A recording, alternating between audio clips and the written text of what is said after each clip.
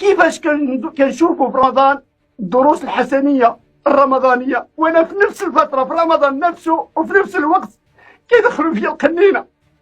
والله عار عار عار عار عار عار عار اخوتي، عار عار عار عار عار عار اخوتي، عار والله لا عار بالله، عار في نفس اليوم في نفس رمضان دروس الحسنيه عبر الاقمار الصناعيه وعبر القنوات المغربيه، وانا كيدخلوا فيا القرعه الزباله.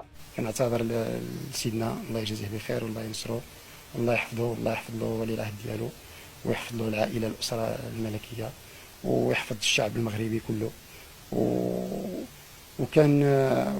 كنوصي المغاربه عامه وهاد الشباب اللي كيسقطوا في هذا الفخ ديال الارهاب، كنوصيهم والله ان الناس يغبطونكم ومنهم من يحسدونكم.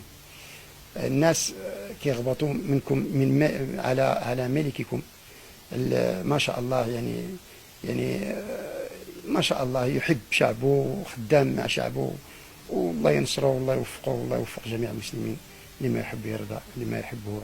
اما هذاك الشيء هذاك اللي قلته ديال التعذيب وداك الشيء راه ما كاين منه حتى شي حاجه. راه اقسم لكم بالله العظيم، اقسم لكم بالله العظيم، اقسم لكم بالله العظيم، لعنة الله عليه الا كذبت عليكم. المغاربه كاملين كنهضر مع المغاربه كاملين، راه ما كاين لا تعذيب لا حتى شي حاجه، الحمد لله.